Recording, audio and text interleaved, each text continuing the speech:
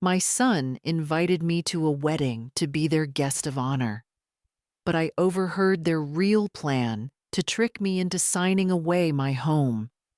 I could have confronted them. I could have refused to go. Instead, I smiled, accepted their invitation, and brought a surprise guest of my own, my lawyer. My true story from New Hampshire. My son and his wife tried to make me sign away my life at a family wedding, smiling as they handed me the papers and said, "It's just for planning Eleanor, for the family." So I brought my lawyer, and he showed the whole family what kind of planning they had in mind. My name is Eleanor. For 47 years, I was the wife of Robert, a man whose presence was as solid and dependable as the granite hills of this state. When he passed the silence he left behind was a physical thing, a cavernous space in our house that I feared would swallow me whole. My son Michael and his wife Brenda suggested I sell the large house and move closer to them. It seemed sensible. I sold the home. Robert and I had built a place filled with the ghosts of laughter and the scent of our shared life, and used the proceeds to buy a smaller, more manageable bungalow just 2 streets away from them. I thought I was buying proximity to love. I learned later I was just buying a front row seat to my own erasure. In those first few years, I was useful. I went from mother to maid, from homeowner to helper. I became the unpaid nanny, the on-call cook, the emergency fund. When their 2 children, Caleb and Lily, were small, my days were filled with school runs and scraped knees stories before bedtime, and the constant comforting rhythm of being needed. My kitchen, which had gone quiet after Robert's death, once again filled with the smells of holiday feasts, turkeys brined for days, pies with crusts made from a recipe my own mother had taught me. I didn't mind. I thought this was the new shape of my life, the role of a matriarch who had transitioned from wife to widow, from mother to grandmother. I was the foundation, the quiet scaffolding holding their busy lives together. I was the roots of a tree they were happy to take shade from without ever watering. When Michael's contracting business hit a rough patch, it was me they came to. Brenda sat at my kitchen table, her hands wrapped around a mug of tea I had just made her, her eyes glistening with rehearsed tears. She spoke of sleepless nights and looming bills, her voice a fragile whisper. Michael sat beside her, staring at his hands, his silence a heavy cloak of shame. He had his father's eyes, but none of his fire. I listened, my heart aching for the son I thought I knew. And then I went to the bank. I wrote them a check from my savings, the money Robert and I had carefully put aside for my old age. It was a significant amount, enough to make my hand tremble as I signed my name, Eleanor Warren, on the dotted line. "It's a loan," I said, trying to sound firm to maintain some semblance of a boundary. Of course, Mom Michael mumbled, not meeting my eyes. "We'll pay back every cent." Brenda just squeezed my arm, her touch feeling less like gratitude and more like a claim. Paper doesn't forget, but they did. The money was never mentioned again. It vanished into the black hole of their finances just as my daily efforts began to vanish from their memory. I was no longer the cherished grandmother. I was an expectation, a convenience. They began to treat my support not as a gift, but as a utility like electricity or running water, only noticed when it was shut off. I went from being a person to being a function. And once a function is no longer needed, it is discarded. My ledger of wrongs was just beginning. The change was not sudden. It was a slow, creeping frost, an erosion of respect so gradual I almost didn't notice it until I was standing on a cliff's edge. It started with little things, quiet shifts in the atmosphere of their home that were as telling as a slammed door. My opinions, once sought on everything from paint colors to vacation plans, were now met with polite, dismissive smiles. Conversations would stop when I entered a room, only to resume in hushed tones once they thought I was out of earshot. They were erasing me, not with cruelty loud enough for neighbors to hear, but with quiet shifts of exclusion. I became a ghost at their dinner table, a silent presence to be fed and then ignored. My grandchildren, Caleb and Lily, were older now, wrapped up in their own worlds of friends and screens. The easy affection we once shared was replaced by a kind of awkward duty. They were polite but distant, echoing the emotional temperature set by their parents. Love without respect is not love at all. It's just a habit. Brenda was the conductor of this quiet campaign of erasure. She started redecorating her home and, in the process, began to systematically remove any trace of me. A photograph of Robert and me from our anniversary, the one where he's laughing and I have my arms around his neck, was taken down from the mantelpiece.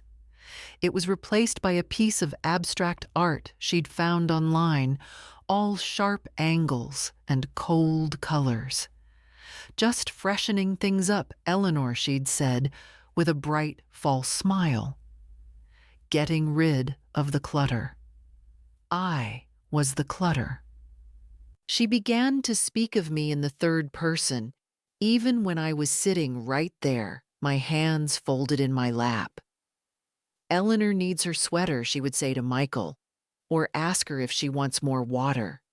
It was a subtle, cruel way of turning me into an object, a piece of furniture that needed tending, a tolerated ghost in a house I helped fund. Michael, my son, the boy I had raised to have a strong back and a steady heart, became a stranger. He saw what was happening. I would catch him, looking at me, sometimes a flicker of guilt in his eyes, before he would turn away, unable to meet my gaze. His father's eyes, but none of his courage. He chose the path of least resistance, which meant choosing his wife's comfort over his mother's dignity. The kitchen. Once my domain of nurturing became a place of quiet humiliation. Food became a weapon. Brenda would often cook meals for just the four of them, leaving a plate for me in the microwave with a sticky note on it. For you, it would read as if I were a charity case. I was no longer invited to family outings. They would leave for a weekend trip to the coast, and I would only find out when I saw their packed bags by the door. Oh, we didn't think you'd enjoy it, Eleanor. It's a lot of walking. They were building a wall around their perfect family of four, and I was on the outside. I was a background character in a story that had long since erased my name from the script. I was dead weight, a tolerated burden. I said nothing. I swallowed the slights like bitter pills. I thought my silence was keeping the peace. I didn't realize it was just giving them permission to forget I was a person at all. They mistook my silence for surrender. It was a mistake. The summons came on a Sunday afternoon in late September. The air was crisp, carrying the first hints of autumn, and the maple tree in my front yard was just beginning to blush at the edges. Brenda and Michael stopped by, a rare occurrence these days. They brought a bakery box of pastries, a peace offering, that immediately put me on guard. Kindness from Brenda was never just kindness. It was a prelude to a request, a sweet poison, to mask the bitter taste of what was to come. We sat in my living room, the one I kept filled with pictures of Robert and the grandchildren from when they were small. Brenda did all the talking, her voice a syrupy concoction of excitement and affection. "Eleanor, we have the most wonderful news. My cousin Jessica is getting married. A huge, lavish affair at the Wentworth. You remember Jessica, don't you?" I did not. I had a vague memory of a sullen teenager at a family reunion a decade ago. "It's going to be the event of the season." Brenda gushed her hands, gesturing wildly as if to paint a picture of grandeur.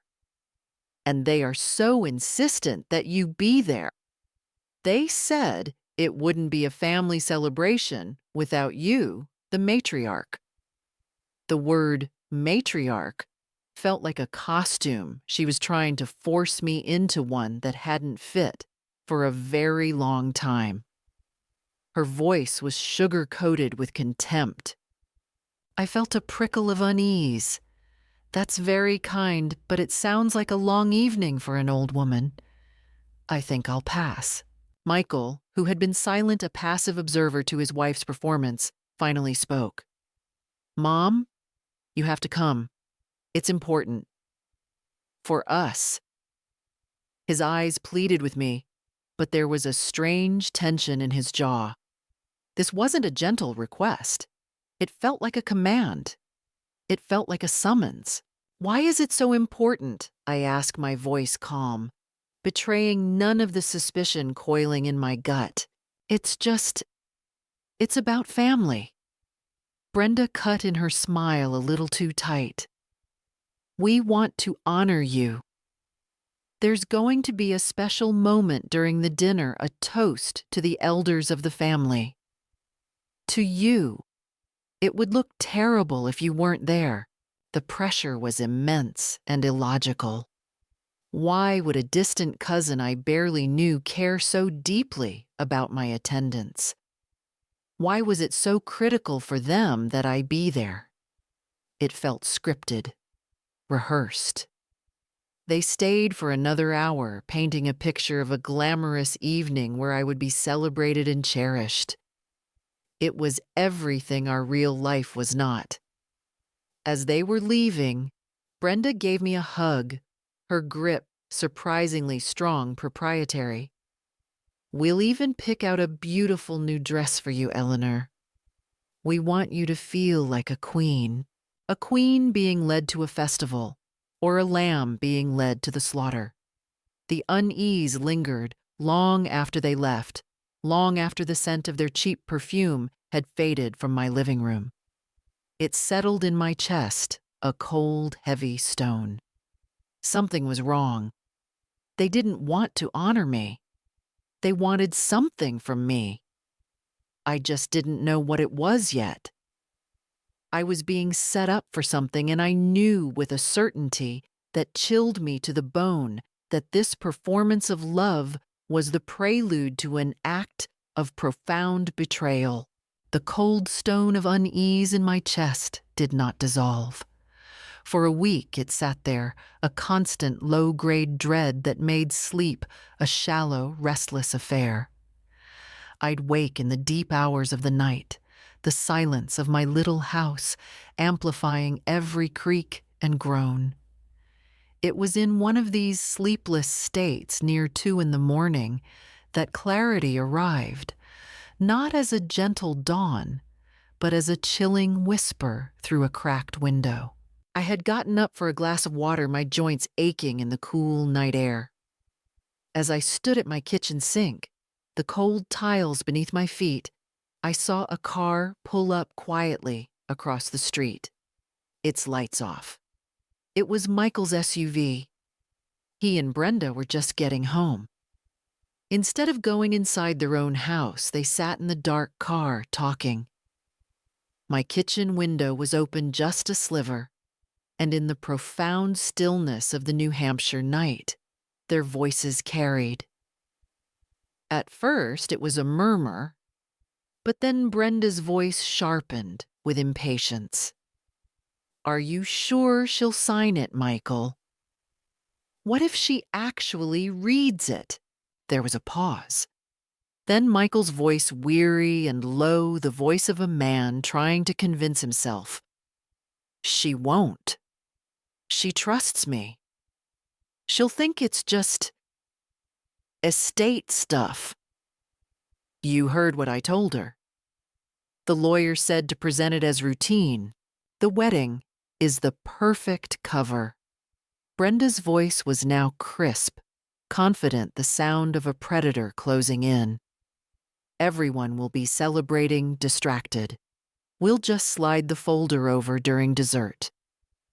Just sign here, Eleanor, to help with the family planning.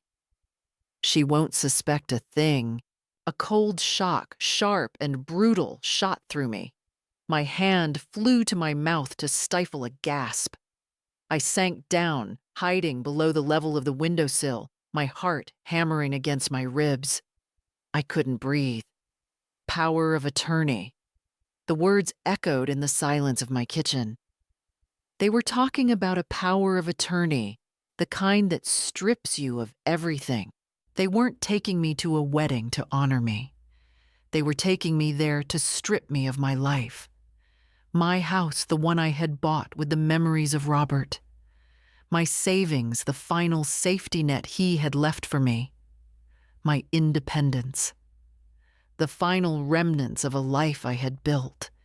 They planned to turn me into a legal child, a ward they could manage and whose assets they could liquidate. The pastries, the talk of a new dress, the special toast. It was all a lie. A carefully constructed stage for the final act of my erasure. I didn't cry. The shock had built a wall of ice inside me. The pain was so profound it was silent. It was a pressure that took my breath away. In that moment, something inside me didn't break. It hardened. The years of quiet slights, the casual cruelty, the feeling of being a ghost in my own life, it all coalesced into a single point of cold, hard clarity. They mistook my silence for submission. They mistook my age for senility.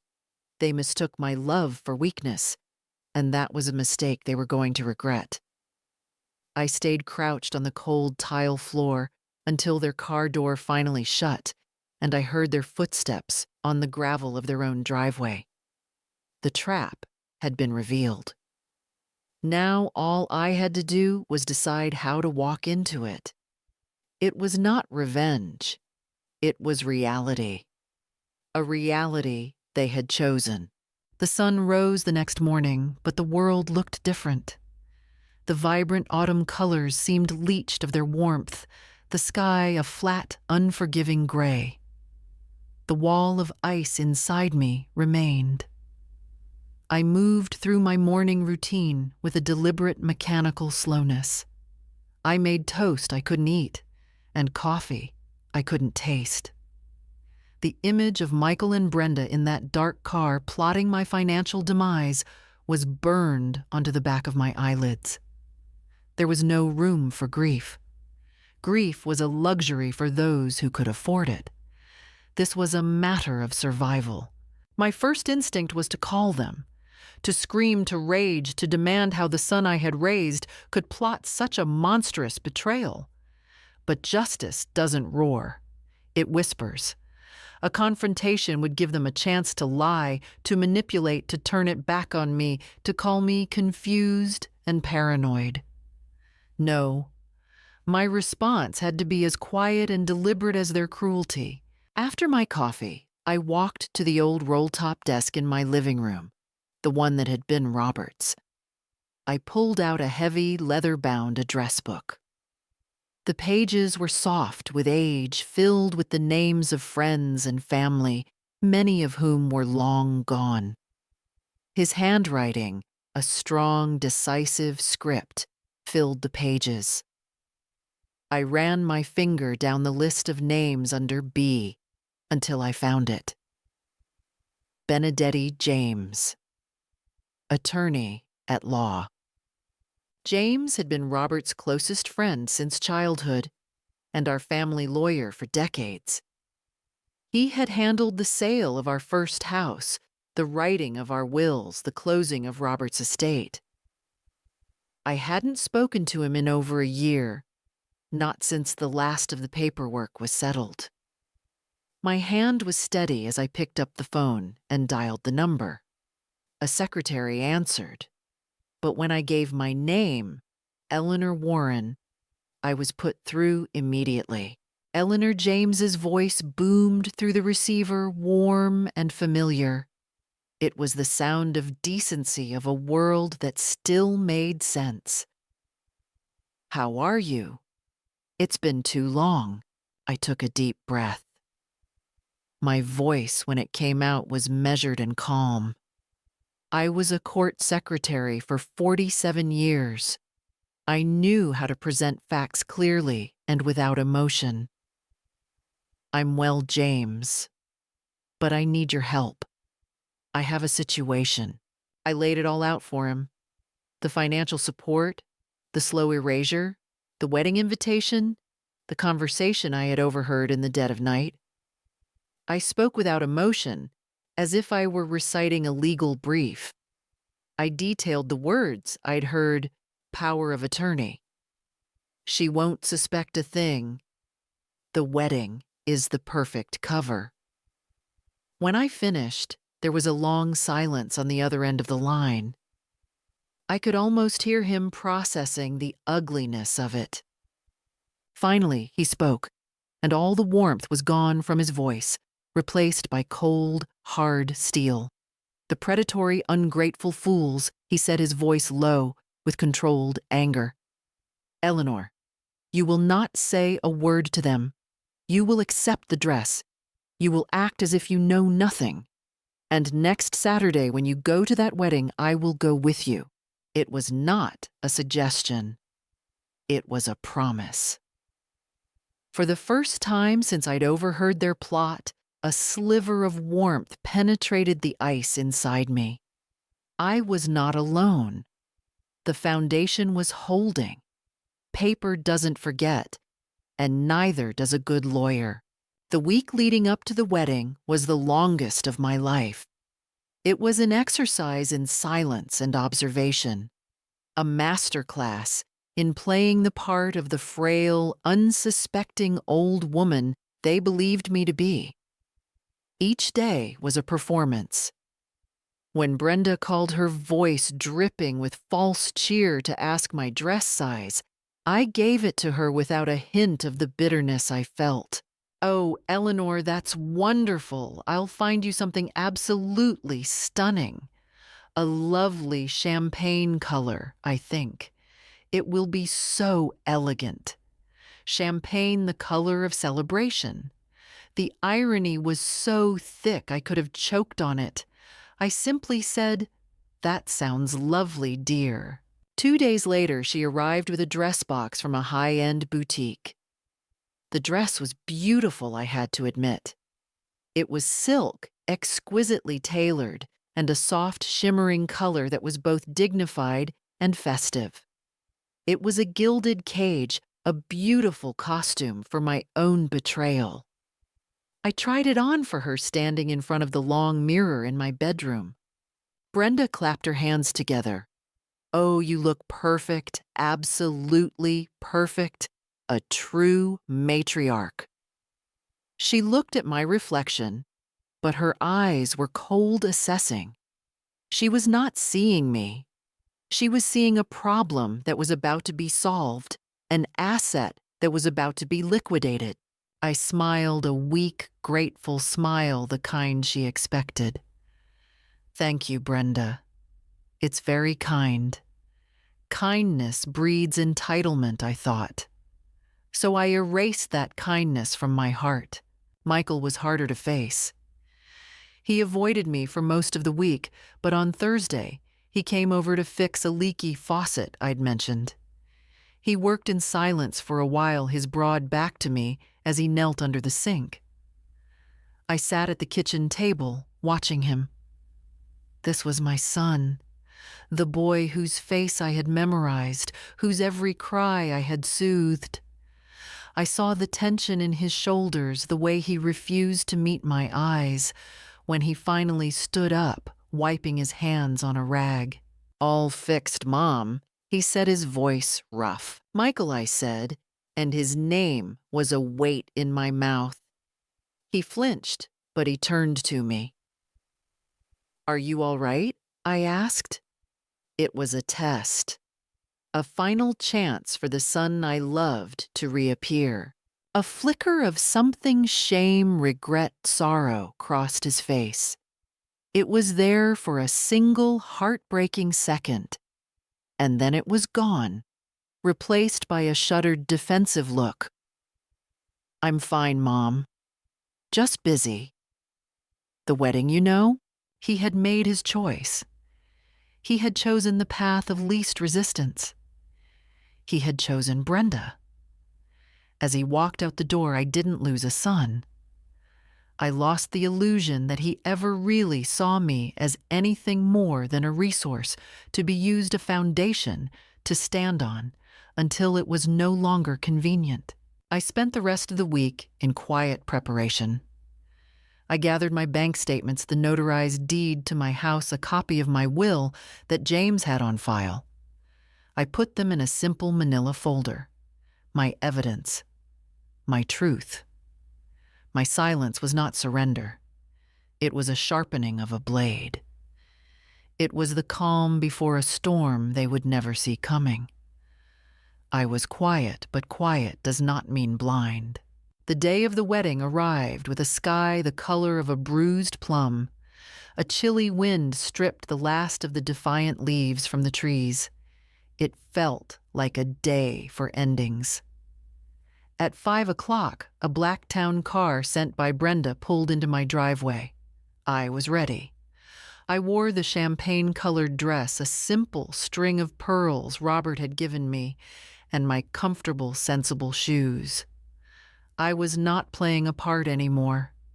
I was simply myself, Eleanor, a woman who had seen too much and was about to see this through to its conclusion. The car took me not to the Wentworth Hotel, but to a nearby cafe, as James and I had arranged. He was waiting for me at a small table, a cup of coffee untouched in front of him. He stood as I entered.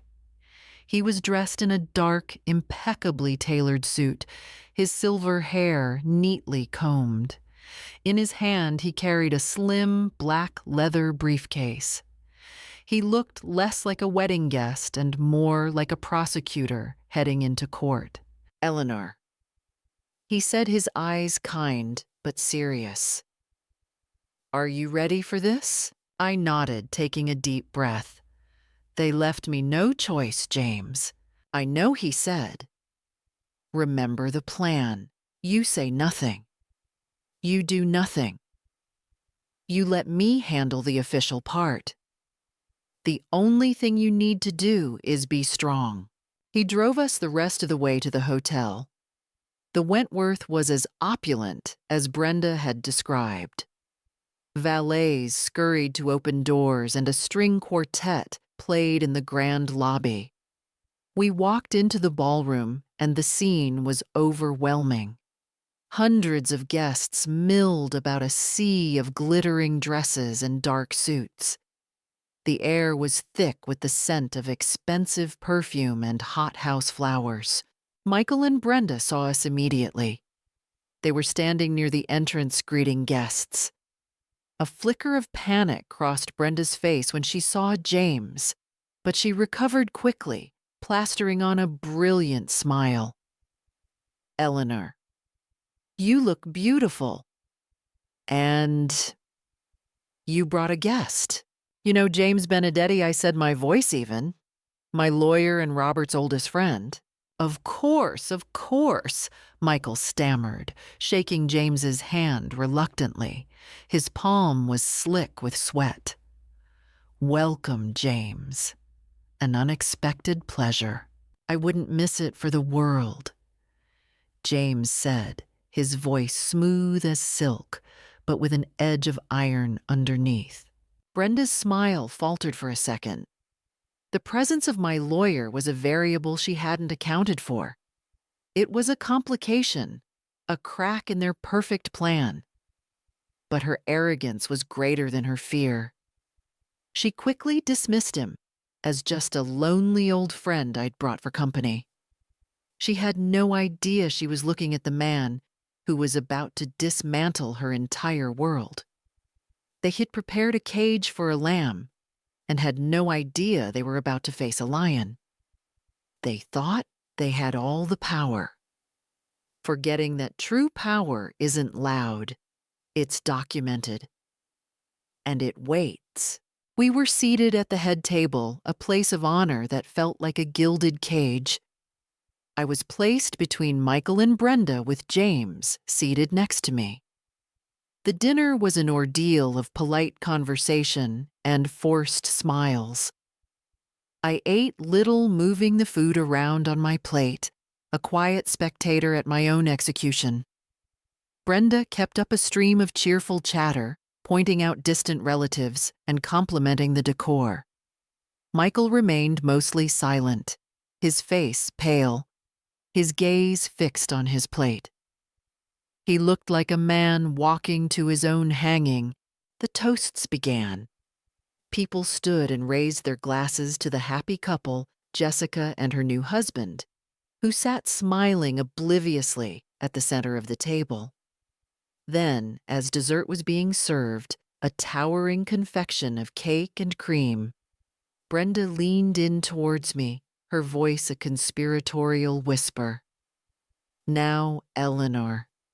Just a little family business to take care of while everyone is distracted. She slid a handsome leather-bound folder across the white tablecloth. It looked official and important.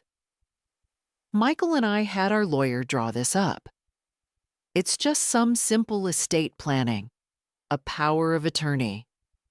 It will make it so much easier for us to help you manage things as you get older. Just a formality. Sign right here. She pointed to a line at the bottom of the top page, a pen held out expectantly. The moment had arrived. The air around me seemed to thin. I looked at the paper. I looked at my son, who refused to meet my eyes. I looked at Brenda's predatory, smiling face. I did not take the pen. I did not touch the folder. I simply turned my head slightly and gave a small, almost imperceptible nod to James. He placed his napkin neatly on the table and stood up. He did not tap a glass for attention. He didn't need to. His presence was enough. A hush began to fall over the tables nearest to us as people noticed the solemn-faced man in the dark suit rising at the head table. James picked up the folder. His voice when he spoke was not loud, but it was filled with an authority that cut through the murmur of the ballroom. Good evening, everyone. For those of you who don't know me, my name is James Benedetti. I was Robert Warren's lawyer, and I am Eleanor Warren's lawyer. He held up the document. Michael and Brenda have asked Eleanor to sign this document tonight, describing it as simple estate planning. I feel it is my duty as her counsel to ensure everyone in this family understands exactly what this document entails. The room was now utterly silent. Every eye was on him. Brenda's face had gone rigid, her smile frozen in place. Michael looked like he was about to be sick. With cold procedural precision, James began to read aloud from the power of attorney. He explained in clear, simple terms that it would grant Michael and Brenda full, irrevocable control over all of Eleanor Warren's assets. Her home, her bank accounts, her investments. He explained that it would give them the power to sell her property, to move her into a facility of their choosing, and to make all her financial and medical decisions without her consent. Gasps echoed through the hall. Friends and family members stared, their faces a mixture of shock and disbelief. They turned to look at Michael and Brenda, whose faces had turned a pasty, sickly white. The truth, stark and ugly, was laid bare for everyone to see. The trap had been sprung, but the prey had turned out to be the hunter. When James finished reading, the silence in the ballroom was absolute. It was a heavy, suffocating silence, thick with judgment. He placed the document back on the table with a quiet finality, as if setting down a piece of evidence in a courtroom. He had not accused. He had not embellished. He had simply read their own words, their own meticulously planned betrayal back to them. And in doing so, he had passed a sentence more damning than any judge could. I looked at Brenda. Her mask of sweet solicitude had shattered, revealing the raw, ugly greed beneath. Her eyes darted around the room, seeing only the shocked and contemptuous faces of her family and friends. Her reputation, the social standing she prized above all else, was evaporating before her very eyes. I turned to my son. Michael had his head in his hands, his shoulders shaking. He was broken not by remorse, but by the shame of being caught. It was the humiliation, not the betrayal, that had finally brought him to his knees. I felt a pang of something, a distant echo of the love I once had for the boy he used to be. But the man he had become, I didn't recognize him. I stood up slowly, my movements deliberate. The champagne-colored silk of the dress rustled around me. Every eye in the room was on me, but I was not looking at them. I looked only at the two people who had tried to steal my life from me. I didn't shout. I didn't cry. My voice when I spoke was quiet, but it carried in the profound stillness of the room. Trust, I said, is not something you steal with a pen at a party. It is something you earn day by day with respect and with love. It is the foundation of a family. I paused, letting the words settle.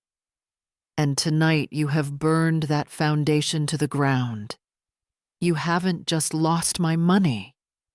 You have lost me. Forever. I placed my own napkin on the table, a final, quiet gesture. I turned my back on them, on the wreckage of their lives, on the whispers that were now beginning to rise like smoke. James was by my side, his hand gently on my elbow. We walked out of that opulent ballroom, leaving them to face the jury of their peers. We walked through the grand lobby, past the string quartet that was still playing its cheerful, oblivious music. As the cold night air hit my face, I did not feel vengeful. I did not feel triumphant. I felt a profound sense of release. It was not revenge. It was restoration. I hadn't kept the house. I had kept my dignity. I had kept my peace. And as we walked away, I did not look back. Truth doesn't shout. It survives. And that night, it walked out of that room with me. I now live in the same small bungalow on the same quiet street. But the world feels different. The silence in my house, once a cavern of echoing loss, is now a quiet harbor of peace. It is a stillness I have chosen, one that I curate and protect. Through the large living room window, the one that used to frame my anxious waiting, I now watch the seasons change. I see the crisp gold of autumn give way to the stark, clean blanket of winter snow, and I feel no dread, only a sense of rightness. The world turns, as it always has, and I am here to witness it, a part of its rhythm, not a victim of it. I have reconnected with old friends, women I had drifted from, under the weight of family obligations that were never truly my own, but were placed upon me like a heavy cloak. We meet for coffee at a small cafe downtown, our conversations a comfortable tapestry woven from shared histories and new discoveries. We talk for hours uninterrupted. My days are filled with small, simple pleasures that have become the cornerstones of my contentment. I feel the warmth of the sun on my face as I tend to my small garden, my fingers deep in the dark, rich earth. There is an honest satisfaction in coaxing life from the soil, in nurturing something that asks for nothing but care and returns it with beauty. I have rediscovered the deep company of a good book, the silent dialogue between my mind and the words on the page.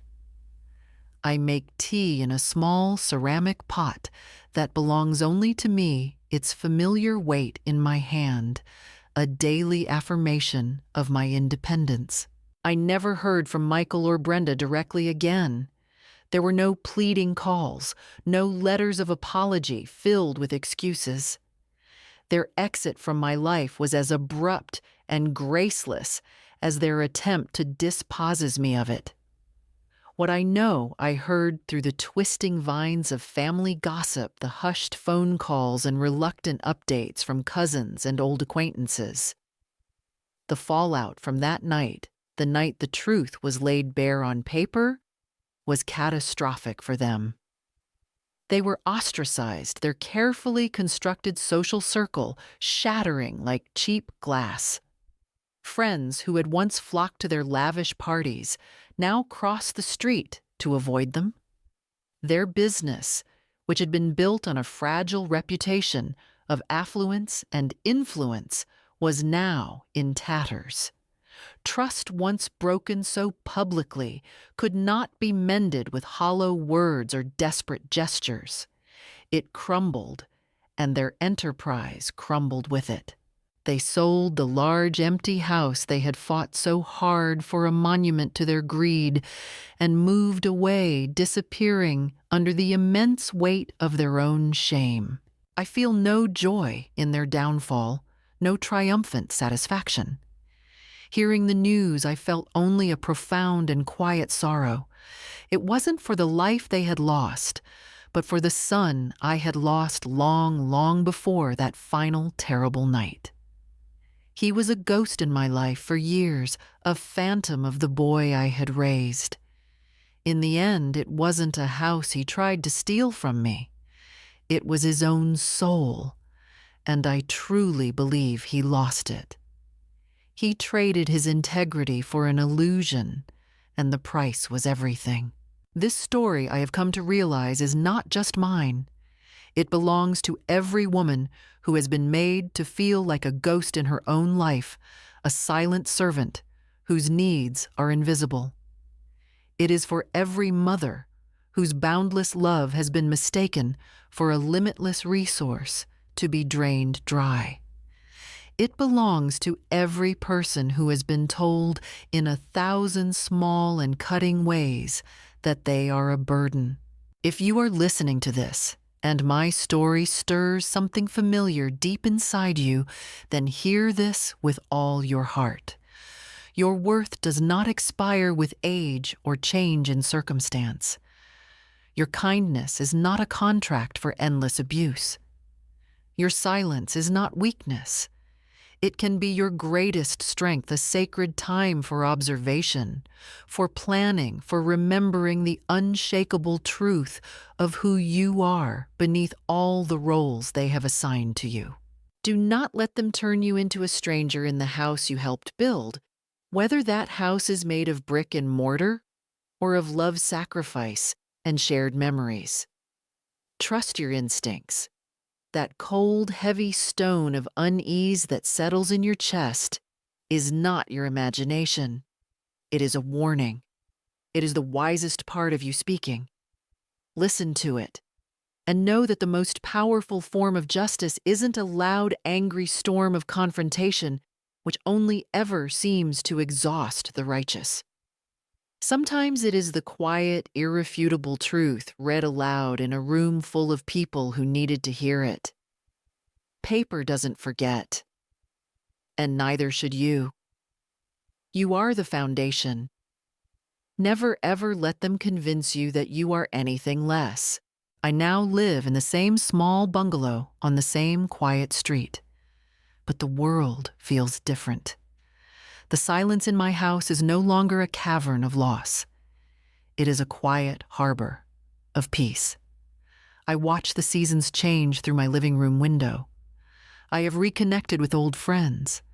My days are filled with small, simple pleasures, the warmth of the sun on my face as I tend my small garden, the company of a good book, the taste of tea brewed in a pot that belongs only to me. I never heard from Michael or Brenda directly again. I heard through the family grapevine that the fallout from that night was catastrophic. They were ostracized, their social circle shattered. Their business, built on a reputation that was now in tatters, failed within the year. They sold their house and moved away, disappearing under the weight of their own shame. I feel no joy in their downfall. I only feel a quiet sorrow for the son I lost long before that night. It wasn't a house he tried to steal. It was his own soul. And I believe he lost it. This story is not just mine. It belongs to every woman who has been made to feel like a ghost in her own life, every mother whose love has been mistaken for a limitless resource, every person who has been told they are a burden. If you are listening to this and my story stirs something inside you, then hear this. Your worth does not expire with age. Your kindness is not a contract for endless abuse. Your silence is not weakness. It can be your greatest strength, a time for observation, for planning, for remembering who you are. Do not let them turn you into a stranger in the house you helped build. Trust your instincts. That cold stone of unease in your chest is a warning. Listen to it. And know that the most powerful form of justice isn't a loud, angry storm. Sometimes it is a quiet, irrefutable truth read aloud in a room full of people. Paper doesn't forget, and neither should you. You are the foundation. Never let them convince you that you are anything less. Thank you for watching Her Quiet Revenge True Stories. Don't forget to subscribe to Her Quiet Revenge True Stories and hit the notification bell so you don't miss any of our upcoming stories. We'll see you in the next video.